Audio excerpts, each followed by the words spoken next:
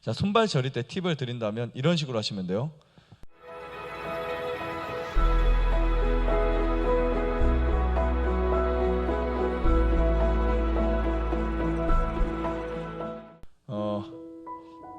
뜨거운 수건 온수포나 뜨거운 물이나 손발 저릴 때는 수포가 필요 없습니다. 그때는 바로 수족탕이나 물을 넣어주시면 돼요. 손을 물에 넣어주시면 돼요. 대야에.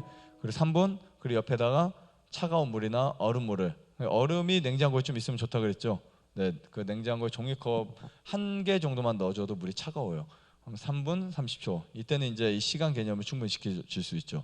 그리고 이때 상황에 따라서 페퍼민트나 티트리 넣어주면 좋아요. 티트리 오일, 이 티트리 오일 같은 경우는 손발 저리는 현상이 되게 좋고요. 페퍼민트도 아주 좋습니다. 그다음에 윈터그린도 좋아요. 근데 특히 이 윈터그린에는 멘톨이라고 하는 성분이 들어있어요. 파스 아시죠? 파스의 성분이 이제 윈터그린 들어가거든요. 그리고 또 유칼립투스 넣으셔야 되고 소금 넣으셔도 돼요.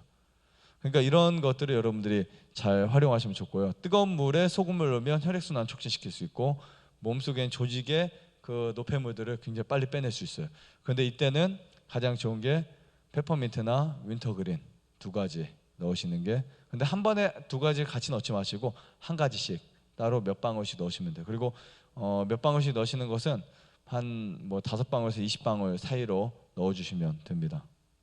흡입을 할 때는 유칼립투스가 최고 좋아요. 증기 흡입을 할 땐.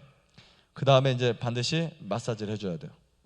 손발이 저리거나 냉증이 있는 분들은 이거를 계속 하다 보면 해결이 됩니다. 그래서 뜨거운 물 33분, 그 다음에 찬물 30초, 그리고 윈터그린이나 그것을 넣으셔도 되고, 그 다음에 그것을 손에 바르셔도 좋아요.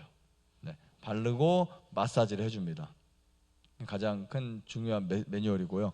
그래서 반드시 이거를 여러 번 해주면 좋고요. 그래서 손을 꺼내서 마사지하고, 어떤 수치로든지 간에 보통 이제 어떤 그 맥을 풀어주거나 아니면 그 통증 부위를 할 때는 반드시 수치를 하고 마사지를 해주면 좋아요. 자가 마사지. 마사지는 심하게 안 해주셔도 손으로 이렇게 쭉 만져주시면 됩니다. 이완을 시켜주고 다시 긴장을 풀어주고, 그래서 이런 부분을 교대로 계속 해주시면, 교차해 주시면 아주 좋고요. 그렇게 되면 이제 혈관의 수축과 이완, 혈류량이 증가가 돼요. 네, 그쪽으로 혈류량이 증가되면서 신진대사율이 높아집니다. 하나 주의할 것 중에 하나가 관절염 있죠. 관절염은 반드시 온냉 교차해서 뜨거운 물로 시작해서 뜨거운 물로 끝내주셔야 돼요. 네, 관절염은 이렇게 해주셔야 되고요. 좋아요, 구독, 안내자전 눌러주세요. 눌러주세요. 눌러주세요.